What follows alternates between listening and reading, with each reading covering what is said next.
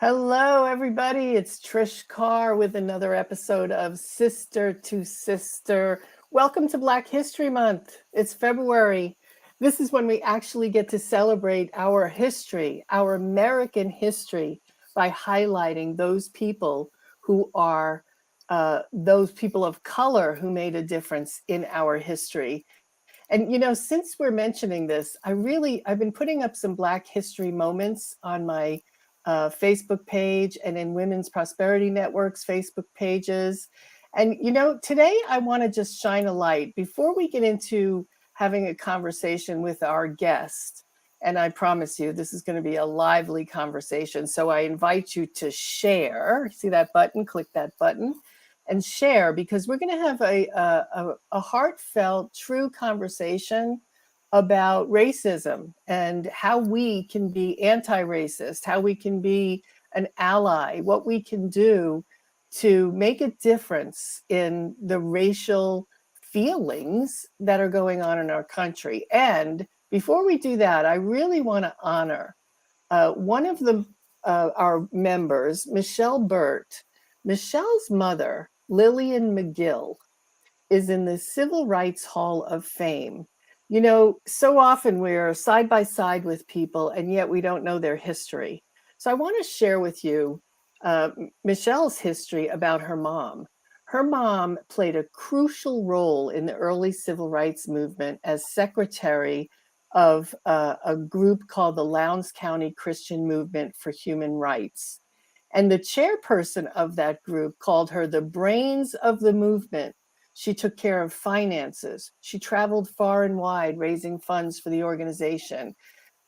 She delivered powerful speeches at meetings, shaped decisions of the executive committee, and religiously canvassed every day of the week. She quit her part-time job with the Department of Agriculture and joined the SNCC, which was a group that was developed in the wake of student-led sit-ins at segregated lunch counters.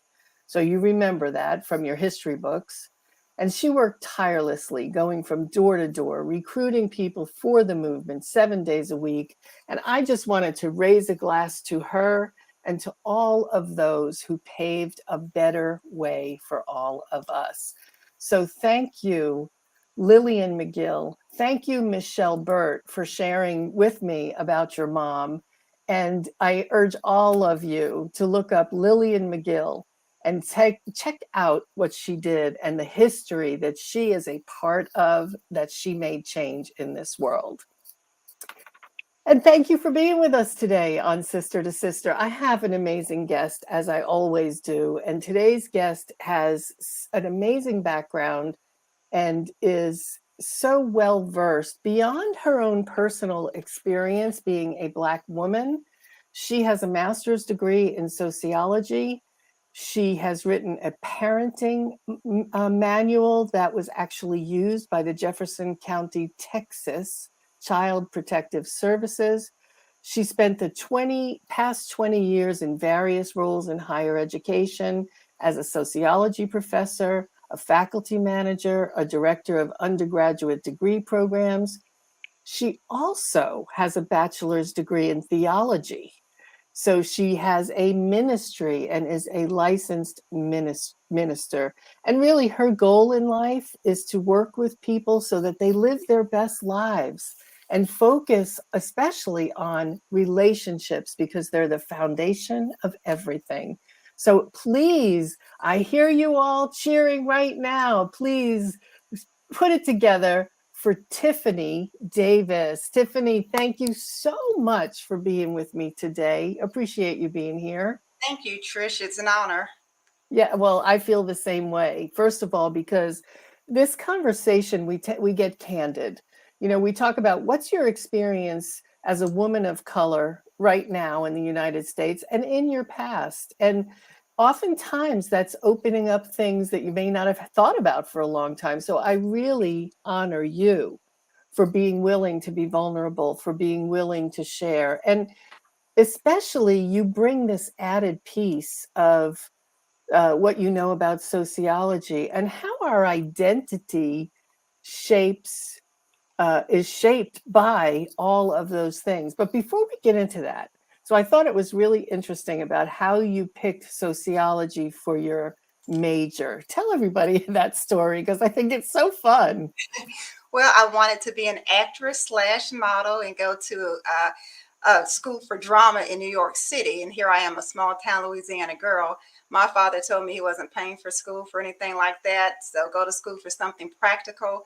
I picked up a college catalog from the school that I had chosen, flipped it up, and it landed on sociology. And so here I am. If it just flipped one more page, I would have been a social worker or something else. It's amazing. Threw the book up in sociology, and you found that this was something you were really drawn to once you realized what it was. Thank goodness. I really did. I love the discipline. I love teaching the other students about it in my classes because I think it has such a powerful impact beyond anyone just wanting to major in the field. A lot of students have to take introduction to sociology just as a basic general course. But one of the things that they learn when they are in the class is just how we end up formulating our views and our beliefs and learn. And one thing I always tell the students is that there's no right or wrong in our beliefs. Oftentimes there's just a difference in what we believe, and I try to encourage them to respect those differences. So oftentimes there's just such an awakening in my introduction classes that it's truly amazing. It's a ministry in and of itself. I love, I don't want to let that go and pass that over. There is no right or wrong in our beliefs. They are our beliefs. And they've come to us for a reason. And it doesn't mean because I disagree with you that I'm wrong. It simply is that my belief just differs from yours. That's all. So, and that's really part of why we have the Sister to Sister show, is because we talk about being socialized. When you're brought up, you're socialized in a particular way, and that shapes your identity. Your dad was in the military, right? Yes. And you traveled a lot, I would imagine. We did. We had the pleasure of staying on many different bases, different places around the US. And that really created a different experience for me because I was able to meet people from different backgrounds. And that was one of the best things about my experience as a child, being able to meet other people from different races and different cultures.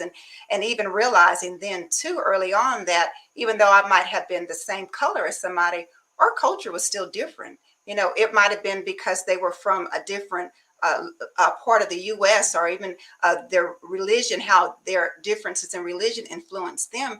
So just because we're the same color doesn't mean that we think the same.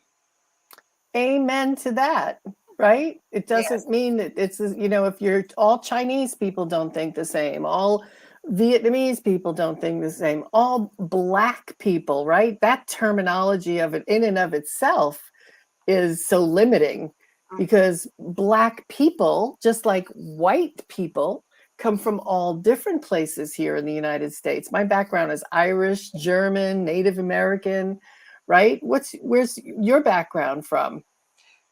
Well, I did do the ancestry.com, and it's from the Ghana area. That's where a lot of my ancestors are from. That's cool. That's really cool. That must have been fun doing that, the It was. ancestry thing. Mhm. Yeah, it is. So, talk to me a little bit about how our identities are shaped. Like, for example, you growing up and moving around a lot, I imagine you were a minority most of the time.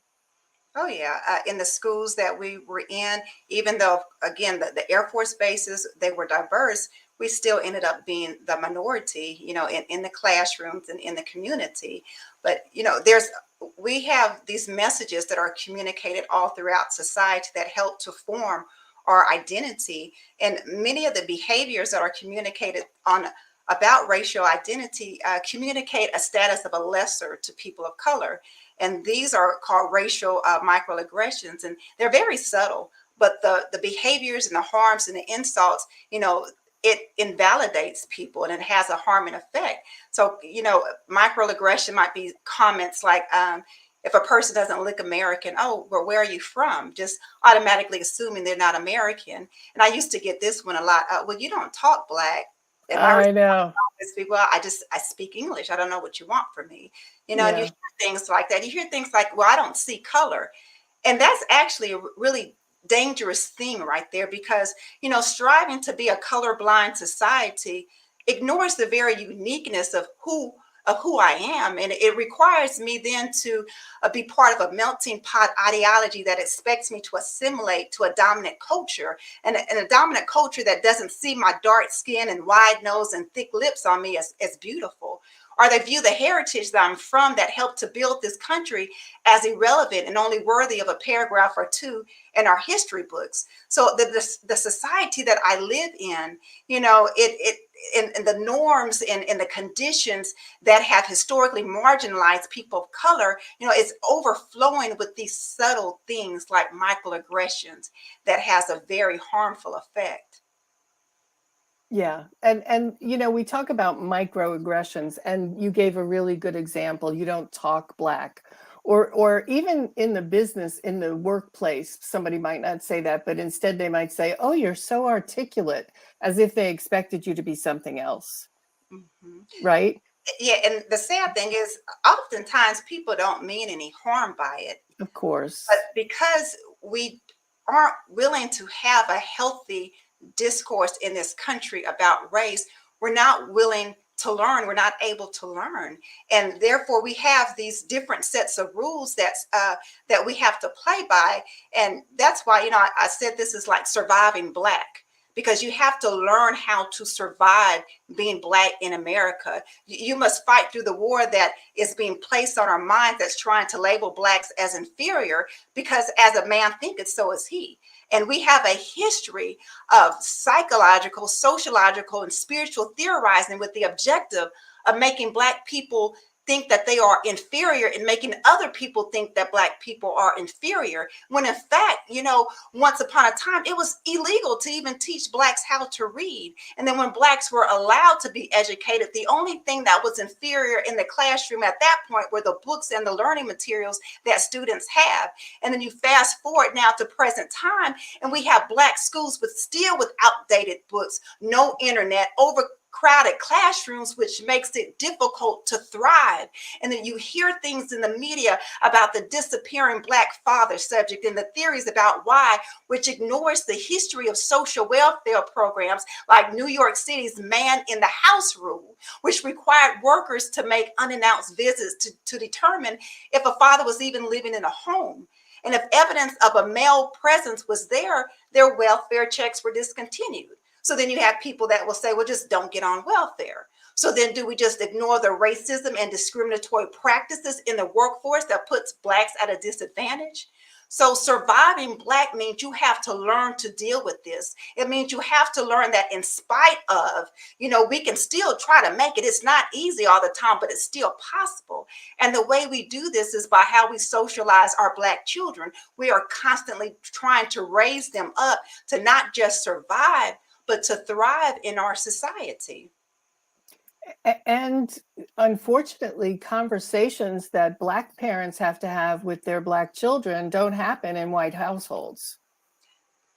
And really, because it's probably because they don't see a need to do that. Of You course. my son, who's 26, just moved out here from Conroe, Texas, to Conroe, Texas, from another state. And I had to help him to learn how now to navigate in this new place that he's living at. And this new place in Conroe, Texas, is a place that is known for its racial injustice. It's just a really sad, the cases in which Black men have been wrongly accused of things. Right here in Conroe, Texas, I don't know if you ever watched the movie called Whitewash. And Whitewash is, you can see that on Amazon, but it's about Clarence Brandley, who was wrongfully convicted of killing a white girl at the school he worked at as a janitor. And evidence just mysteriously disappeared, and people in courts lied. And years later, people recanted their story, and he was eventually released and let out of prison. And the state judge in 1987, the state district judge said that no case has been presented in which a more shocking scenario of the effects of racial prejudice, perjury, and witness intimidation, and an investigation that outcome of which was predetermined had ever existed before. So I'm telling my son that this is where you live. And telling my son that just 3 weeks ago in Conroe, Texas, they hosted Donald Trump, which tells a whole nother story about the mindsets to me, that are out here. So I'm letting him know that, yeah, you might have 3 college degrees and you might have this gentle spirit, but you're 6 feet 2 inches tall. You have this athletic build and you are Black driving a nice car. Don't cause unneeded attention to yourself. So I'm trying to teach him how to survive Black in the rules now, that are here. I'm trying to be intentional like my mother was in teaching us, because my mother was very intentional in teaching us how to survive Black. My parents grew up, they were born in the 40s in small town Louisiana. And they knew that even though we had some protection on the military bases, we weren't going to be there, all the All time. the time. We would go back to their home and we would visit. And this is in the 80s. There were still in the 80s, in the town that they grew up in, a pool that was for the whites and a pool that was for the Blacks. Now the laws had changed, but the mindsets had stayed the same. Correct. So my mom was really intentional. And my mother, she brilliant lady. But in addition to being a teacher, she was also she always had a business. And I remember her selling home interior. And home interior used to be really beautiful decorations for your home. And they would make little figurines like children and angels, but they didn't make Black children and Black angels. So my mom would paint them brown. And so I saw the things that she was doing. And I saw that meant for me that society might not always have an opening for me. So that means I have to make my own opening. That means I should not ever limit myself by the limitations that society has, tries to put on me. And isn't that everything? Because when we talk about the term white privilege, as soon as it comes out of my mouth, I get pushback on it. People go, well, my life was hard and I had to work 3 jobs and I didn't just get here because I'm a white person. And I get that. I didn't get here because I'm a white person. I got here because I worked hard, and because I was a white person, I actually did have a leg up on someone who was of color. I know that to be true because I worked in corporate America and saw it happen over and over again. So it doesn't mean that your life wasn't hard. It doesn't mean that you didn't do everything you could to pull yourself up and make your life happen. It just means that the color of your skin was not one of the barriers you had to overcome. And exactly. And the first time I did this show was right on the heels of George Floyd's murder. And that's when I said, I have to do something. I have this platform. So I just wanted to talk to my sisters of color to find out, what's life like for you?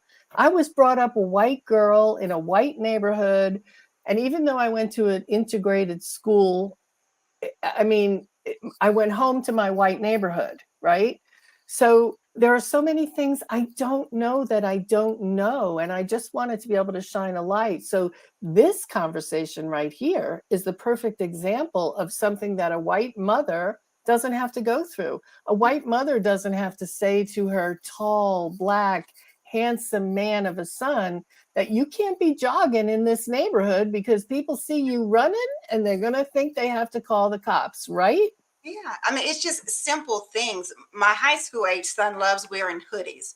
And for me, I associate that hoodie with Travion Martin. So Right. I can still remember how I felt when I heard his story. I can still remember crying when I heard about him dying, and when it just seemed like the criminal justice system failed him. And if this country was willing to admit to embracing and profiting over the maladies of social injustice and the inequality that is embedded in every institution in this country, that America would have stood behind Sabrina Fulton, Trayvon's mom, instead of villainizing a 15-year-old boy who didn't deserve to be targeted by a grown man and shot dead by him. But we ignore these things. We constantly, and that's why it continues to repeat itself. Just 1 hour away, James Byrd was dragged behind a truck and decapitated. And so America drops its collective jaw in horror over things like this, and then comforts itself with thoughts that these are isolated incidents, but they're not. And as long as we close the book on these stories, instead of leaving them open to study and to understand, they're going to continue to repeat themselves. Absolutely. And, the one that I have to say, I don't know how you feel about it. I'd love to get your take on it. I'm starting to breathe a little better and easier because Ahmaud Arbery in Georgia, who was shot with a shotgun because he went into some empty house that was being renovated and wanted to see what it looked like. His murderers were found guilty. George Floyd's murderers have been found guilty. So I'm seeing more movement, and I imagine there's a lot I'm not seeing of no movement. Right? So are we starting to feel like, okay, the justice system is starting to turn the tables and turn the tide? Are you feeling that, or is that just me and my rose-colored glasses? I'm definitely hopeful that we are seeing changes within our justice system. And the thing, we want justice. That's all. We're not asking for anything special, anything different. We just want to be treated like Americans with the rights that are due all American citizens. So I would hope that our criminal justice system is getting better, because I tell my children all the time, the criminal justice, she's not, the lady justice is not blind. She has 20/20 vision. And that's why we see this disparity within the justice system. But more so than that, before it even gets there, there has to be something done with the mindset that there is this fear already in people's minds that they have to act so swiftly and quickly with violence if they are coming up against a Black suspect. That's why you have a 12-year-old Tamir Rice that was gunned down by a police officer. He had a toy gun, and almost immediately witnesses say this officer shot him. So my concern is more so the mindsets that precedes all of those things. Why are they so quick, to respond like that? And then we can contrast those with videos of white suspects that seem to just get all the chances in the world, even if they are brandishing a gun at them. It's the mindsets that I'm worried about. It's the mindset that you have Karens in parks calling the police and lying on a Black man, because lying to the police on a Black man is no less dangerous than shooting a gun at him, in my opinion. Yeah, absolutely. And and for white people, me, there's always going to be, well, white people get shot by the cops too, and there's always going to be that, but it's disproportionate. Yes. Everything is disproportionate. We say there's no slavery. Yes, there is. Black men are in jails cleaning our roads, cleaning our parks, doing all the menial work that needs to be done. They're doing it, but they're not called slaves. They're called prisoners, and they're in jail at a disproportionate rate to other races. So if we could just look at that, The movie that you mentioned, Whitewash, you said that was on Amazon? It should be available on Amazon, yes. Good. Look for that on Prime. My take is always to just shine a light. To look, I had this conversation with my brother-in-law over the weekend at a Super Bowl party. My brother-in-law is white, and he's in the real estate business, and he was talking about the master bedroom. So I said, we don't use the term master bedroom anymore because it likens back to slavery. And of course, his white eyes rolled. Oh, here we go again. We're changing everything. I didn't have any problem with changing the names of the streets, but come on, what do I say instead of master? You say primary, you say main, you don't say master. Well, I don't understand all this. And I said, you know what? You don't have to understand it. You simply have to know that it is an affront to millions of people. And if it is a problem for them, all you have to do is accept the change. You do not have to embrace it or love it. Just know that it's an affront. He was going on about the Redskins. I'm like, don't you get what the Redskins is a racial slur? So this is really, this is a, we have to keep tipping on this, just chipping away at this iceberg, this mountain of, I'm socialized white. I don't understand why we have to change the names of the streets. I don't understand why you can't call it a master bedroom. I live in Davie, Florida, which is right next door to Plantation, Florida. Oh, I'm wow. thinking, imagine Black people signing their addresses Plantation, Florida, Well, you know, right? Trish, ignorance is bliss sometimes. And I think awareness is so key, and awareness is not trying to make anybody feel guilty about anything. Awareness means you begin to acknowledge the role of social, economic, and environmental injustice and its impact on Black America. Race has been a tool to divide us for economic reasons in America more than any other reason.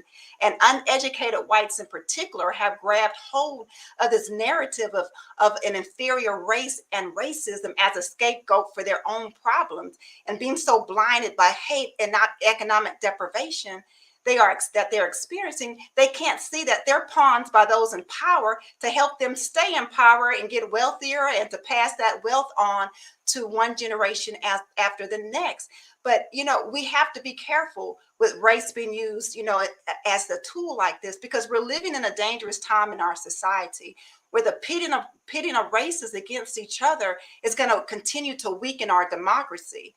But because of the global connectedness of our society, a divided America is not going to survive.